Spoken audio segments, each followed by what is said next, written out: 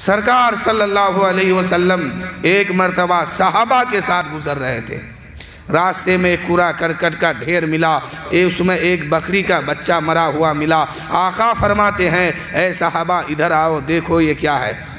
صحابی کہنے لگے یا رسول اللہ یہ بکری کا بچہ ہے، مر گیا ہے۔ میرے آقا فرماتے ہیں صحابی سنو سنو، یہ تو بکری کا بچہ ضرور ہے، مر گیا ہے، دم نکل گیا ہے، اب اس کا کوئی انتظار نہیں کر رہا ہے، نہ اس کا مالک دروازہ کھول کے رکھا ہے اس کے لیے، نہ کھانے کا انتظار کر رہا، نہ پینے کا انتظار، مر گیا، پورا کرکٹ پہ لا کے پھینک دیا۔ تھوڑی دیر کے بعد یہ پھولے گا، پھٹے گا، بکھر جائے گا اور کیڑے مکوڑے اس کو غذا بنا لیں گے۔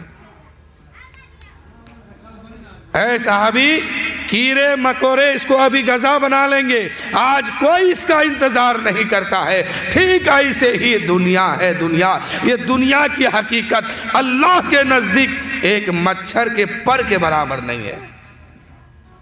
آج جس دنیا میں ہم تمام لوگ پھنس گئے ہیں، آقا فرماتے ہیں صحابی سنو، یہ دنیا اللہ کے نزدیک، اللہ کے سامنے اتنی بھی حیثیت نہیں رکھتی ہے جتنی کہ ایک مچھر کے پر رکھتی ہے۔ صحابہ نے اتنا سنا، سننے کے بعد اعلان کیا کہ اے قیصر و کسریٰ والو، ہم نے دنیا اٹھا کے پھینک دیا، اب نبی کی غلامی کو ہم نے قبول کیا۔ صحابہ وہاں سے اپنے کاندھے پر دنیا کی بوجھ اٹھا کے چلنا گوارا نہیں کیے، قیصر و کسریٰ کے طرف پھینک دیے اور کہے اے قیصر و کسریٰ والو، دنیا تمہیں مبارک ہو، نبی کی غلامی ہمیں مبارک ہو۔ سبحان اللہ، سبحان اللہ۔ نبی کی غلامی ہمیں مبارک ہو۔ آپ اٹھائیے حضرت اویس قرنی، یہ صحابی کیا کہتے ہیں عاشق رسول ہے، اتنا بڑا یہ دیوانہ ہے، اتنا بڑا دیوانہ ہے، نبی کی محبت میں اتنا بڑا یہ مست ہو گئے ہیں کہ وہاں کے لوگوں نے ان کو دیوانہ سمجھنے لگا۔ بچے جو ہے اپنا دل بہلانے کے لیے اس پر پتھر پھینکا کرتے تھے۔ ایک دن حضرت اویس قرنی فرماتے ہیں کہ بچوں اگر تمہیں دل بہلانا ہے اور مجھ پہ پتھر پھینکنا ہے تو چھوٹے چھوٹے کنکر پھینکو، کیونکہ تم پتھر پھینکتے ہو مجھ پہ، میرے جسم میں آ کے ٹکراتا ہے، میرا جسم پھٹ جاتا ہے، اس سے خون نکلتا ہے، وضو ٹوٹ جاتا ہے، وضو ٹوٹنے کی وجہ سے نماز میں دقت ہوتی ہے۔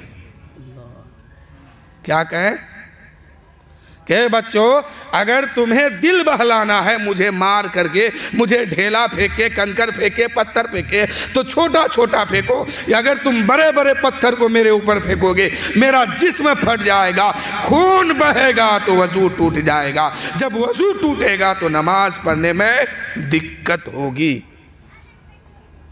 یہ نہیں کہے حضرت اویس قرنی ان کو بد دعا نہیں دیے بچوں کو، یا چوٹ کھانے کے بعد حضرت اویس قرنی بیٹھ کے رونے نہیں لگے بلکہ مسکرانے لگے اور کہنے لگے اے بچوں اگر دل ہی بہلانا ہے تو چھوٹے چھوٹے کنکر مارو تاکہ میرا وضو بھی باقی رہے، نماز میں دقت بھی نہ ہو۔ کتنا بڑا عاشق تھے۔ آج 1400 سال 1500 سال ہو گیا ہے، آج بھی ان کا نام اس ایک چھوٹی سی بستی میں لیا جا رہا ہے۔ اور تاریخ اٹھائیے، ایک بادشاہ تھا سلطان، ایک بادشاہ کہیں سے جنگ فتح کر کے واپس آ رہے تھے۔ آنے کے بعد ایک قبرستان سے ان کا گزر ہو گیا تو کیا دیکھتے ہیں کہ یہ گاؤں کے بیچ میں ایک قبرستان ہے اور ہر قبر کے بغل میں ایک بورڈ لگا ہے، اس میں ہر آدمی کا نام لکھا ہے، ہر آدمی کی تاریخ اور عمر لکھی ہے۔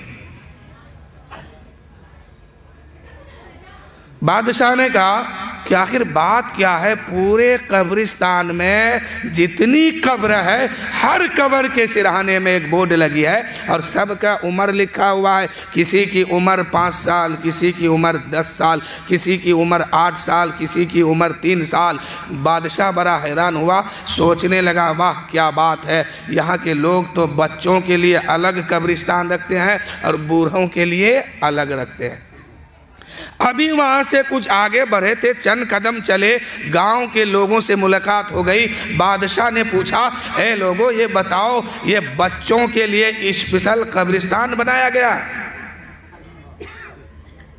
تو وہاں کے لوگوں نے کہا نہیں، یہ بچوں کی قبر نہیں ہے، اس میں 80 سال والے لوگ بھی دفن ہے، اور 200 سال والے لوگ بھی دفن ہے، 50 سال والے بھی لوگ دفن ہے، اور 10 سال والے بھی دفن ہے، سب کے لیے ایک ہی قبرستان ہے۔ وہ بادشاہ کہنے لگا، پھر عمر اتنی کم کیوں ہے؟ کہا کہ اوہو، اسی میں آپ تعجب کھا گئے۔ عمر اس لیے کم لکھے ہیں کہ ہمارے بزرگوں نے فرمایا تھا کہ زندگی جس کی جتنی اللہ کی راہ میں گزرتی ہے وہی حقیقت زندگی ہے۔ سبحان اللہ، سبحان اللہ۔ ایک اللہ والے سڑک کے کنارے پر بیٹھے ہوئے تھے، ایک نوجوان کا گزر ہو گیا ادھر سے، تو ایک نوجوان نے پوچھا، ہے بابا آپ کی عمر کتنی ہے؟ تو بابا نے کہا میری عمر 15 سال کی ہے۔ بچے نے ہنسا اور مسکرایا، کہا واہ کیا بات ہے، بڑھاپے میں جوانی کا خیال اب بھی رکھا ہے، یعنی اب بھی بچپنا ان کے اندر ہے۔ آج بھی کسی سے پوچھئے آپ کی عمر کتنی ہے تو وہ زیادہ کوشش کرے گا کہ گھٹا دے۔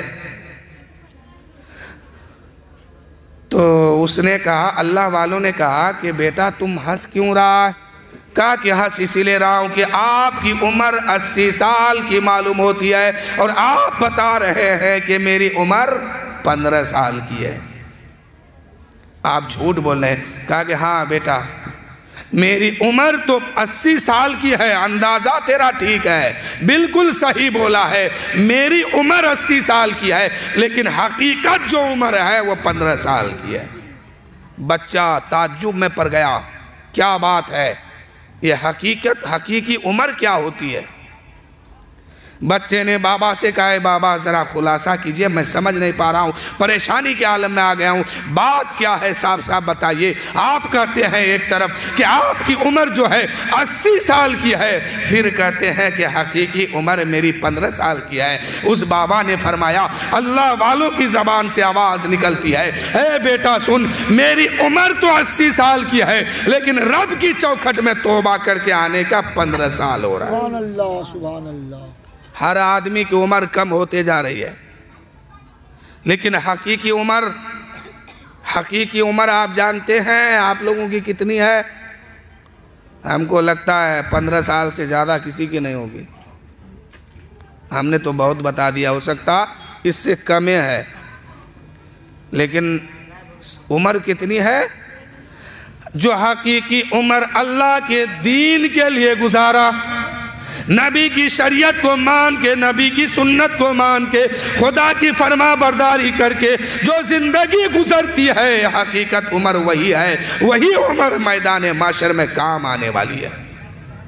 پوری زندگی آپ رہیے زندہ، حساب وہاں دینا ہوگا پل پل کا، لیکن اللہ کی راہ میں اگر آج بھی آپ آ گئے، اللہ کی چوکھٹ میں آج بھی آ گئے اور کہہ دے کہ مولا جب تک جو زندگی گزری ہے وہ بے خیالی میں گزری ہے، مولا اب میں توبہ کرتا ہوں، ہماری خطا کو معاف فرما، آج کے بعد ہمیں سجدہ کرنے کی توفیق دے دے۔ میرے دوستو ایک بات جانتے ہیں آپ، اتنے لوگ جو دنیا میں بے نمازی ہے کیوں ہے؟ ایک انسان دعا کرتا ہے اس کی دعا فوراً قبول ہوتی ہے، اور ایک انسان دعا کرتا ہے اس کی دعا قبول ہی نہیں ہوتی ہے۔ تو اللہ جس سے زیادہ ناراض ہوتا ہے اس کی دعا پہلے قبول ہوتا ہے، اس کی دعا پہلے قبول ہوتی ہے، اس لیے کہ اللہ فرماتا ہے، اے فرشتو، اے جبرائیل، اس کو جو مانگتا ہے دے دو، اس کی آواز سننا مجھے پسند نہیں ہے۔ آپ جو نماز چھوڑ کے یا جو بھی چھوڑ کے گزارتا ہے یہ کم نہیں ہے، اللہ نے ناپسند کر دیا ہوگا، اس لیے آج در در کی ٹھوکریں کھا رہے ہیں، رب کے سامنے سجدہ کرنے کی کوئی توفیق نہیں ملا، اللہ نے ناپسند کر دیا ہوگا اپنی بارگاہ میں۔ خانہ کعبہ کے اندر ایک اللہ والے ہیں، وہاں کہتے ہیں کہ مولا میں حاضر ہوں، آواز آتی ہے غیب سے کہ تو حاضر نہیں ہے، پھر یہ شخص کہتے ہیں مولا میں حاضر ہوں، آواز آتی تو حاضر نہیں ہے. پھر یہ کہتے ہیں میں حاضر ہوں، ادھر سے آواز آتی ہے تو حاضر نہیں ہے. ادھر کہتا ہے مولا میں تیری بارگاہ میں خانہ کعبہ میں حاضر ہوں، ادھر سے آواز آتی ہے نہیں تو حاضر نہیں ہے. اتنے میں ایک شخص وہاں پہ پہنچا، اس آواز کو سنا اور سننے کے بعد فوراً کہہ دیا ارے جب ادھر سے آواز آتی ہے کہ تو حاضر نہیں ہے تو کہہ کیوں نہیں دیتا کہ میں حاضر نہیں ہوں. آواز آتی ہے پھر غیب سے، اللہ فرماتا ہے اے میرے بندے تو اسے روکنے والا کون ہوتا ہے؟ تو اسے روکنے والا کون ہوتا ہے؟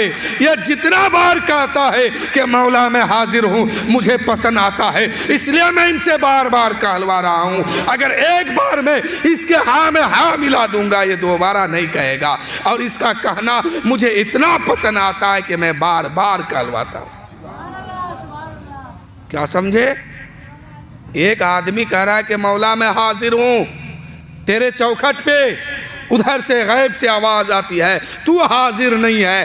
تیسرا کہتا ہے جب اللہ کی بارگاہ سے آواز آ رہی ہے تو حاضر نہیں ہے تو بول کیوں نہیں دیتا ہے؟ تو اللہ فرماتا تو تیسرا بولنے والا ہے کون؟ ارے میں اس لیے کہہ رہا ہوں کہ ان کی بولی مجھے بار بار پسند آتا ہے. تو جس انسان کی دعا قبول نہیں ہوتی ہے جلدی، وہ سمجھے کہ اللہ کی بارگاہ میں کوئی درجہ اس کی ہے، اور اللہ چاہتا ہے کہ یہ بار بار مجھ سے مانگے. ہم اس کی آواز کو سنیں گے، اس کے طرف کو دیکھنا چاہتا ہوں. میرے دوستو نماز پڑھیے، سب کچھ نماز ہی میں رکھا ہے. نماز چھوڑ کے زندگی گزاریے گا تو آخرت میں کوئی بچانے نہیں جائے گا، خود کا حساب دینا ہوگا. کیا آپ نہیں دیکھتے ہیں کہ آپ کے بیچ میں کوئی مر جاتا ہے، اس کو کئی گھنٹہ تک آپ اپنی حفاظت میں رکھتے ہیں؟ اگر رات میں انتقال کیا